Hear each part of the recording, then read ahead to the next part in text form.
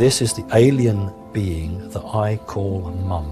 It's adopted me, basically. It's crazy, isn't it? But there you go. So who are these people, and how does it affect them? I'm all trembling. Why is that? I think it's just fear, being taken. What happens when they're abducted? I have seen them appear in my room, and then you are just taken, and you go up. Whitby, in northeast England.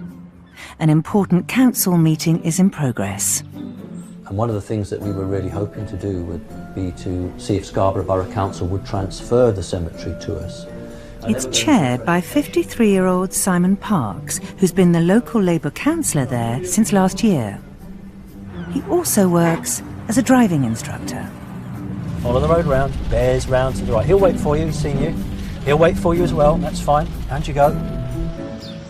But when he does have some time off, he likes to go to his attic, where he keeps a very special family album. This is the alien being that I call Mum. Now, it clearly isn't my mother because I'm human, but in my mind, it got me to be convinced that it was my mother. If you can imagine, this alien being has adopted me, and so I refer to it as Mum. So how often do you see your mum? Well, I would say probably once a month, twice a month, depending. And what will happen is that we will hold hands, and I'll say I'm ready, and then the technology that I do not understand, then you are just taken and you go up, straight up to a craft orbiting the Earth. But having an alien mum isn't Simon's only close encounter. That is the being that I claim to have sexual relations with. So I don't have a name. All I refer to her as is the Cat Queen. So you have sex with her? Yes. How often? I don't remember all of it. Probably 4 times a year, something like that. So do you have any alien children? You're looking at one here. This is the name, Zaka. So that's your child? Well, yeah, it's crazy, isn't it? But there you go. Simon's encounters with his alien lover have caused problems with his Earth wife, who has asked not to be filmed. My wife, found out about it and was very unhappy, clearly. That caused a few problems. Well, was she jealous? Yes. But it's not on a human level, so I don't see it as wrong. What do you say to some people that might say, oh, you're mad? Yeah, I'd say I can understand how you would say that, because you've not seen anything yourself, and that's your immediate fallback position. But you come and spend some time with me, you follow me around for a day, and you'll actually walk away shaking your head because you'll think, well, he's actually not mad. Many of the people who say they are abducted every year find it very distressing. The seaside town of Whitby. Labour councillor Simon Parks is being interviewed by a journalist from a local paper. Why do you think it's important that people get involved in local politics? Because councils are elected, individuals are elected to represent the views of the people now. A year ago, the Whitby Gazette ran an interview with Simon, talking about his alien mum. I've spoken to you seem quite compos mentis, so I was quite shocked that somebody of your standing would say something like that. I would just say that there are plenty of people in my position who don't choose to come out and say it because they are terrified that it will destroy their careers.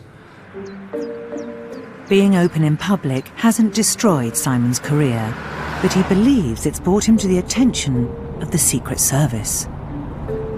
There's an Audi behind us, and it has been following us all the time, off and on. So would you just turn your camera around and film him for me out the back window? Because that'll really... film it through the window? Yeah, as long as you get the index for that vehicle, and just make it obvious that we're filming them. Why would they be following you?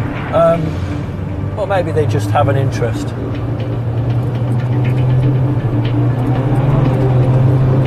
And what we're going to do is we're just going to lose it. Like this. This is the sort of thing that happens in my life, but it's just the way it is. Do you get that a lot, Simon? A great deal. A great deal. We call it cat and mouse. Cat and mouse. Simon's on his way through a village that a few months ago, he says, became the scene of one of his abductions whilst with a friend. Do you think it happened right here? Oh, absolutely. Yes, just here, where this track goes off to the farm. We both agree, both myself and the passenger agree, that we were physically taken from the motor vehicle. We can definitely remember being lifted out of the vehicle. Now, I have no idea how they did that. So where did the vehicle go? That's the question, isn't it? How on earth, where did the vehicle go? B, how were we put back into a moving vehicle? This is the technology that is just completely stumps us. This is like evidence. Absolutely. It's where I can actually stand physically, look and say, not only did I experience this, but somebody in the car also experienced it with me. And can I meet her? You can, but I don't think that she'll actually want you to film her.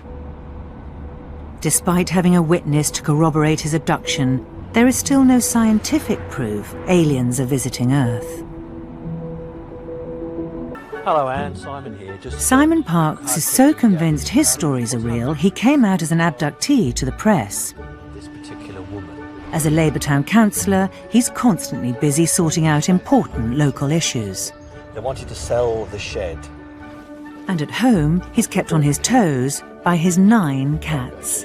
Stop fighting. It's brother and sister, you see. They are always at each other's throats. It's very naughty and don't allow it. Cats are a matriarchal society. Are aliens matriarchal? Some of them are. Just some of them are. What about your aliens? Male. Male. Male dominated, very, very clearly. But he does find some time to go into town for some essential supplies. So that's a good one. I'm going to have that one. These are nice, big, thick colouring crayons, which are just ideal. I know they're for kids, but they're actually absolutely ideal. So we're going to have those as well. Are you talking about for your mum? What Yep. green does your mum have? That sort of colour. That's a really good colour. Simon spends hours drawing his experiences. He finds it helps him come to terms with them. Why do you call it mum?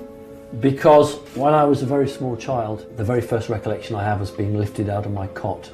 The only thing I can remember after that is it saying to me, you will never be hurt, you will never be harmed. Does your alien mum protect you in any way? I think I'm fairly clear in my head that I'm monitored very closely. And if there is anything that seriously is about to happen or does happen, then I'm fairly, confirmed in my own mind that they will intervene. They have intervened in the past. Simon says when he was a small boy, he had a terrible accident that normally would have been fatal.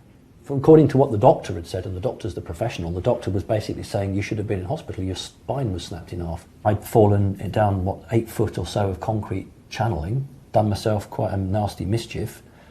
How on earth did I get out of that channel unaided? I have no memory of that at all. Somebody helped me. I'm quite pleased that I've got a guardian angel looking over me. So without your alien mum, you'd be dead? Probably, yes. Simon is very close to what he calls his alien family, consisting of a mistress, children, and an alien mum. But today he's looking at his human family album. That's me as a very young child. He never knew his father, and he was brought up in Brighton by his mother, who was an alcoholic. But it must have been really hard for you growing up with an alcoholic. Yes, of course it was. It was very difficult. I'm sure she loved me in her own way, but when we would have meals, we would never eat together.